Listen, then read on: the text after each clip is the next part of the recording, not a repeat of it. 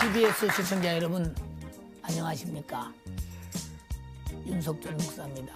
오늘도 성서의 땅을 가다 은혜롭게 설명해 주실 우리 홍순아 교수님 그리고 유병 교수님 나오셨습니다. 나오셔서 감사합니다. 안녕하십니까. 오늘은 예수 그리스도의 탄생 그 장소를 가보려고 합니다. 예수 그리스도는 말구유에 태어나셨습니다. 아주 낮은 곳에 오셨습니다. 그러므로 자기 생각이 교만하고 자기 생각이 남보다 높고 자기 생각이 인간적으로 훌륭하다 보는 사람들은 말구유에 오신 예수를 어떻게 만날 수 있겠습니까? 우리 한번 우리가 이 땅에 오신 그 예수를 우리 가슴 깊이 모시는 연양이 되기를 바라면서 그 탄생의 장소로 가보시겠습니다. 요르단 서부에 있는 떡집이라는 의미의 베들레헴. 이곳은 다윗 왕의 고향이고 당시에는 아주 작고 초라한 시골 동네였다. 4세기 이후 이 예수 탄생교회가 세워지자 기독교 순례지 중 가장 유명한 곳이 되었다는데, 이곳에는 들어가는 입구에서부터 세상 사람들에게 전해지는 강한 메시지가 있다. 얼마나 사람들이 드나들었으면 이렇게 그냥 홈이 패했어요. 예. 상상하지 못할 만큼 많은 사람이 드나들면서 예수 탄생을 기념하고 있어요. 그런데 특이한 것이 세상 누구나 머리를 숙이고 들어가게 돼 있습니다. 하나님 앞에는 누구든지 겸손해야 되고 그럼요. 그런 자라만이 예수 탄생을 만날 자격이 있는 거죠. 들어가시죠.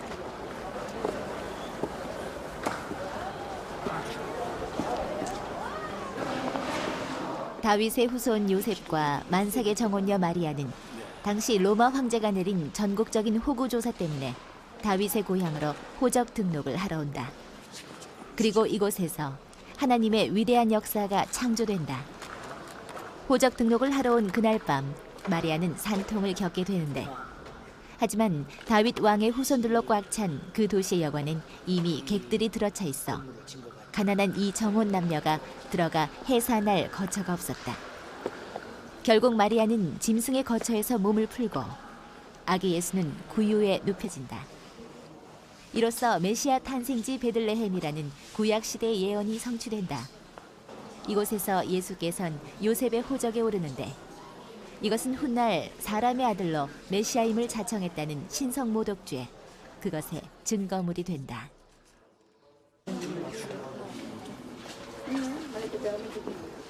동방박사들을 이끌었던 밤하늘의 별이 멈추어서 빛을 비추었다는 예수 탄생 자리가 교회 지하에 있다. 빛으로 오신 예수를 상징하는 탄생 자리를 경배하러 오는 순례객들의 발길이 끊이지 않고 있다. 인류의 죄를 사하시고 대신 죽으사 우리에게 영생을 주러 오신 메시아 탄생의 위대한 그날. 하지만 2000년이 지난 오늘 우리들의 삶 속에선 그날의 목적과 의미가 자꾸만 퇴색되어 가고 있는데, 우리의 죄를 대속하시기 위해서 십자가에 못 박혀 죽으시려고 이 자리에서 태어난 겁니까, 목사님? 2000년 전 메시아 탄생의 그날은 떠들썩한 세상은 전혀 눈치채지 못하게 고요히 임했다. 하늘의 별들과 천사들만이 그 영광을 찬양했다.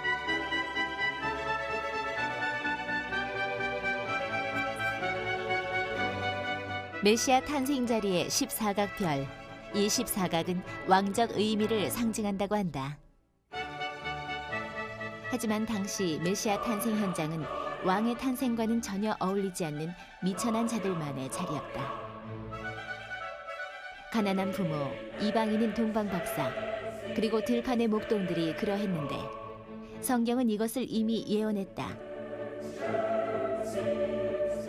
베들레헴 에브라다야, 너는 유다 족속 중에 작을지라도 이스라엘을 다스릴 자가 내게서 내게로 나올 것이라. 그의 근본은 상고의 태초이니라.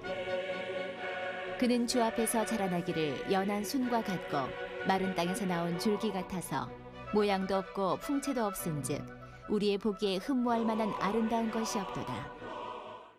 그 예수님의 탄생 교회의 문을 우리가 보면 자세히 보면 아마 처음에는 이렇게 큰 문이 이렇게 또 한 번 있었던 것이 자국이 이렇게 보이고 또 한 번 이렇게 두 번째 자국이 보이고 또 조그마한 문으로 이렇게 돼 있지 않습니까? 그런 여러 것은 지금 말씀하신 대로 그 예수 그리스도가 이 땅에 오신 그 장소가 뭐 침략당하지 않기 위해서 지금 만들지 않았나 말씀드리면서 그렇게 생각이 됩니다. 더 이제 구체적인 설명이 있으시다면. 예, 저는 재밌는 생각합니다. 그 예수님 탄생교에 들어갈 때 들어갈 때도 겸손해야 되지만 나올 때도 겸손하지 않으면 뻣뻣하면 못 나올 것 같습니다. 그래가지고 되게 들어갈 때는 신경 쓰시는데 나올 때는 그냥 나오시는데 제가 일부러 사진을 안에서 바깥을 찍어봤습니다. 그러니까 들어갈 때도 겸손해야 되고 나올 때도 겸손해야 된다. 그래서 제가 일부러 이렇게 그 사진을 잡아봤는데 그 보시는 곳이 그 성탄교회 앞 그 유명한 광장이죠. 그래서 어쨌건 저는 그것을 보면서 들어갈 때도 겸손해야 되지만 나올 때도 겸손해야 된다. 그런 생각을 늘 했습니다. 그 안에서 사진 찍기가 굉장히 어려울 텐데 왜냐면 거기 많은 관광객들이 있어서 어떻게 사진을 안에서 찍으셨는지 홍 교수님은 복이 있습니다. 예. 방금 그 화면에 보니까 그 바닥에 모자이크 장식이 있는데 그것이 아주 원형 그대로 잘 보존이 되어 있다면서요? 예. 근데 어떻게 그렇게 오랜 세월 동안 손상 없이 그렇게 잘 보존될 수 있었는지 좀 설명을 좀 해주시죠. 예. 그 조금 전에 보신 그 모자이크가 4세기경 처음 그 교회를 지을 때의 모자이크입니다. 참 신기한 거죠. 그 콘스탄틴 대제의 어머니 헬레나가 믿음이 좋은 여인이었습니다. 그래서 그 이곳에 와 보니까 예수님이 탄생한 그 동굴 위에 신전을 세워놨더래요. 그래서 그것을 부수고 그 위에다가 교회를 처음 지은 거죠. 4세기경입니다. 그런데 그 교회가 화재가 났다 그럽니다. 이유는 모르지만 화재가 나서 파괴되었고 그 위에다가 교회를 다시 지었습니다.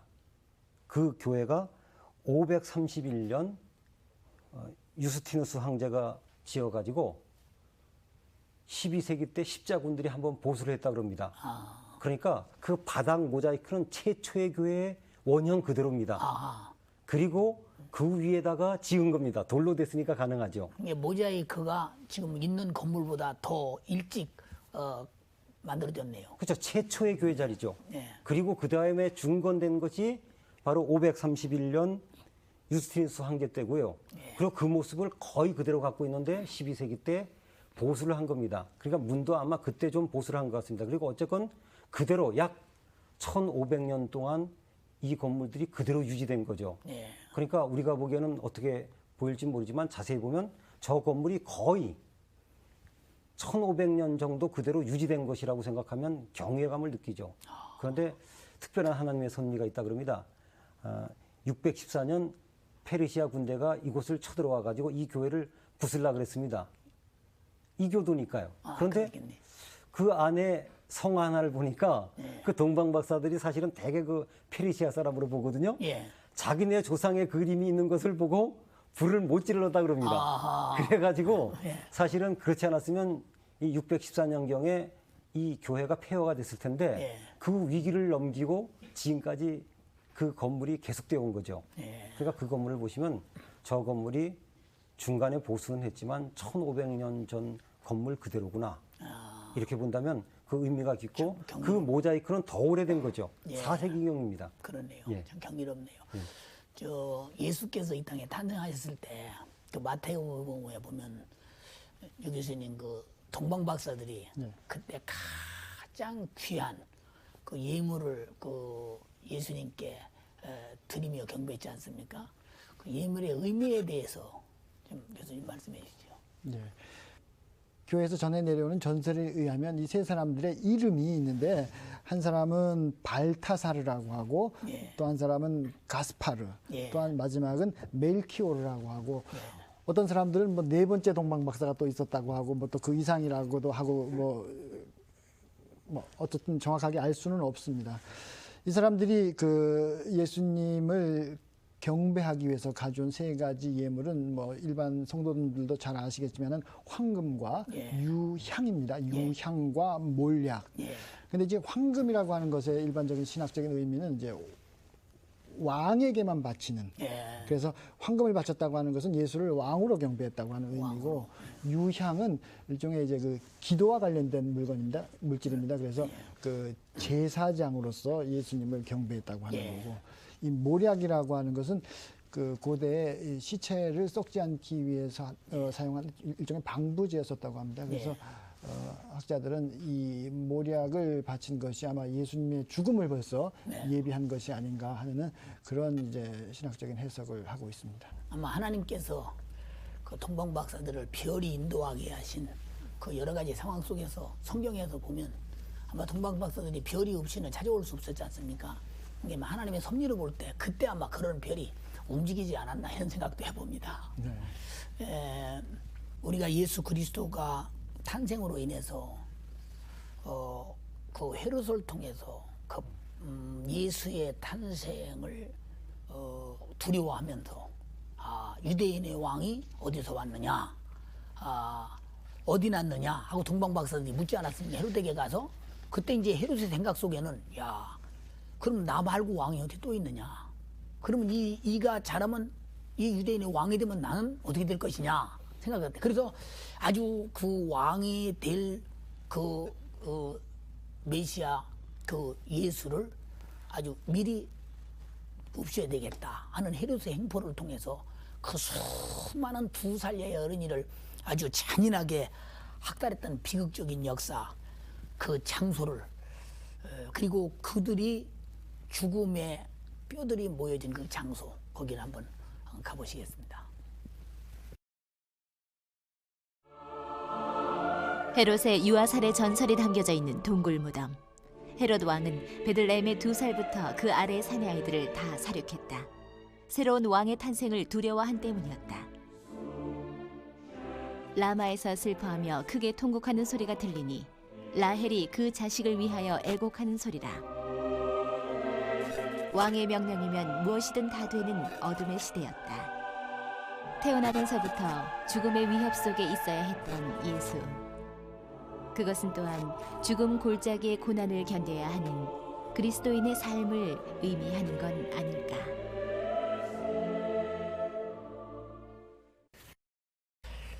옹 교수님, 그 역사적으로 볼 때 헤롯이 그 2살 이하의 어린이를 모조리 다 죽였다고는 그런 그 여러 가지 학설이 있고 그렇지 않습니까? 그리고 또 성경에도 우리가 이해가 되는 부분이고요. 그것이 어떻게 진행됐으며 그 무덤이 사실 거기가 맞냐? 이것도 사실 궁금하거든요. 제가 가볼 때 야, 어떻게 이 2살 이하의 어린이의 뼈를 다 모아다 한 군데 갖다 놓겠느냐? 그냥 각자 묻어버렸겠지. 근데 뼈를 모아놓고 이것이 2살의 어린이들의 그때의 죽음의 뼈다 할 때 의문이 좀 가더라고요. 예, 사실 그 뼈들을 조사한 얘기에 의하면 전부 다 어린이들의 뼈는 아니랍니다. 예. 그러니까 어린이들의 뼈도 그 안에 섞여 있는 거지. 예. 그게 다 어린 아이들의 뼈는 아니라고 그럽니다. 예, 예. 그러니까 그 헤롯 왕 때 죽은 어린이들의 뼈일 수도 있고 아닐 수도 있는 거니까 우리가 중요한 것은 그 성경에 그렇게 기록되어 있으니까 그 사실이라고 하는 것이 중요하지. 이 뼈들이 헤롯 왕 때 죽임을 당한 어린아이들의 뼈라고 하는 것을 이거와 연결시키는 건 좀 무리가 있다고 봅니다. 또 고고학자들도 그대로 일치시킬 수는 없고요. 그런데 재밌는 것은 저는 이제 그 해골들을 본 것 중에 하나가 킬링필드에서 그 캄보디아에서 그 기념관에서 본 것도 있고요. 또 한 가지 그 죽음을 바라보는, 특별히 그 해골이나 이런 것들을 바라보는 느낌은 우리와 좀 다른 것 같습니다. 그 중에 하나가 그 신해산 기슭의 성캐드린 수도에 가면요. 지금은 공개를 잘 안 하는데 예전에 좀 시간 여유가 있을 때 그 한쪽 건물에 들어가 보면 거기 살았던 수도사들의 해골을 모은 곳이 있습니다. 저는 그때 충격도 받았지만 교훈도 많이 받았습니다. 그래서 그 해골 같은 것을 보는 그 선입견은 우리와 분명히 다르구나. 그것을 좀 느꼈습니다. 아마 그들은 아마 그런 죽음을 이렇게 해서 죽은 사람이라는 것을 기리기 위해서 그런 사람들을 뼈를 이렇게 모아서 아마 자기들 마음속으로 기리는 것 같습니다. 보니까. 그리고 그 옆에 이렇게 보면 그 뼈가 있는 그 마당에 이렇게 나와 보면 그 제롬의 동상이 이렇게 서 있거든요. 제롬은 성제롬이라고 하지 않습니까?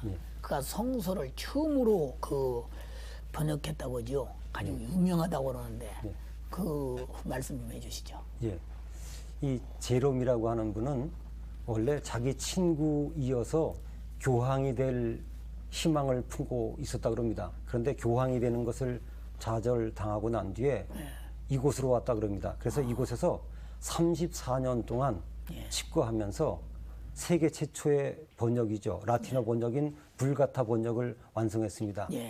그래서 그곳에 가면 여기 사진에 보시는 것처럼 동상이 있고요. 그다음 그 지하로 내려가면은 그분이 거처하던 동굴이 있습니다. 전번 시간에도 제가 그 질문 받고 말씀드렸지만 꼭 벌집처럼 그 지역에 동굴이 많았거든요. 그 중에 한 동굴에서 집거하면서 성경 번역 또 수도 생활을 했다 그럽니다. 그래서 이 사진에 보시면 이 동굴이 제롬이 기거하면서 성경을 번역하던 그런 동굴이라 그럽니다. 그래서 지금 이렇게 남아 있습니다. 사람은 같지만은 그분이 남긴 그 불가타 성경 번역은 어느 교황보다도 더 그를 유명하게 만들었죠. 재미있는 것은 그는 그곳에서 편안히 쉬기를 바랬다는데 그의 시신은 로마로 운구되어 갔다 그럽니다. 그 우리나라가 성경 번역이 한글로 없었다면 아마 우리나라도 상당히 어려움을 느꼈겠죠. 그때 라틴어로 성경이 번역됐다는 것은 그 복음 전파의 큰 어떤 그 시작의 획을 건 것 같습니다. 우리 유 교수님 그 전파의 내용 좀 말씀해 주시죠. 예, 방금 홍 교수님 말씀 중에도 언급이 나왔습니다만은 그 제롬이라고 일반적으로 얘기를 하는데 혹은 또 히에로니무스라고도 합니다. 그러니까 혼돈하는 경우도 많은데 제롬과 히에로니무스는 동일 인물입니다. 근데 이제 기독교가 점차 이제 확산되면서 이제 신학적인 논쟁도 하게 되고 또 예배 의식이나 이제 이런 것들이 다양화되면서 어떤 그런 공공적인 목적으로 사용할 어떤 통일된 성서가 이제 요구됐던 거죠. 그래서 그 당시에 그 교황 그 다마수스라고 하는 교황이 이 제롬에게 바로 이런 그 통일된 성서를 번역할 것을 이제 일을 맡깁니다. 그래서 이 제롬은 처음에는 그 이제 히브리어로 된 시편을 이제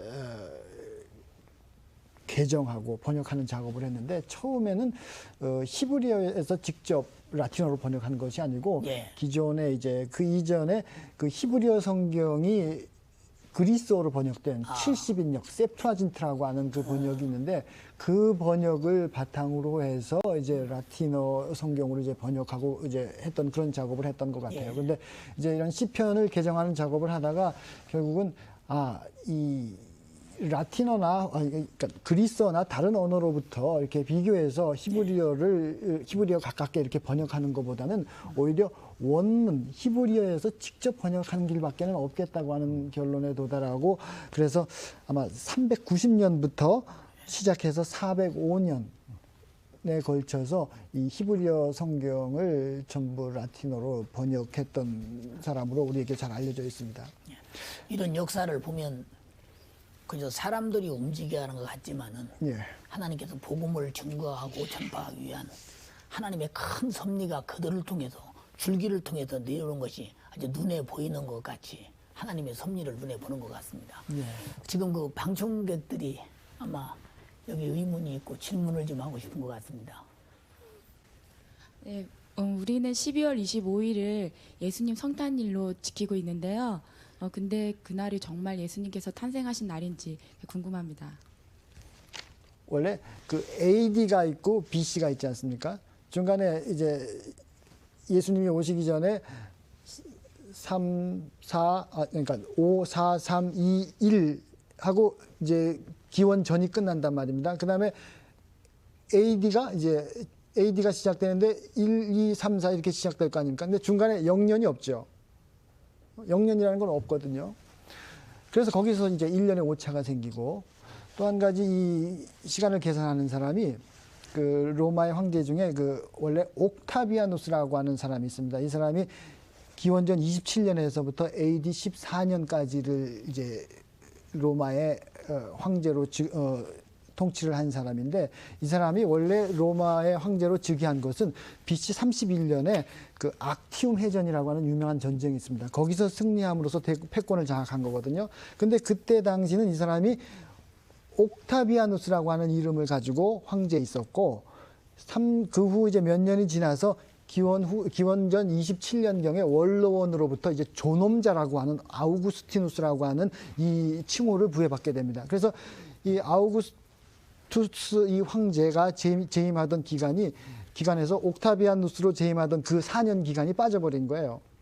그러니까 이것을 원래대로 다 보상을 해버리면은 원래 예수님의 탄생 연도는 기원 후 1년, AD 1년 정도가 되겠죠. 근데 거기서 0년이라고 하는 오차가 생기고, 또 이 사람이 계산에 빠뜨린 4년을 해서 지금 통상 우리가 예수님의 탄생을 기원전 4년, 5년 경으로 잡는 거거든요.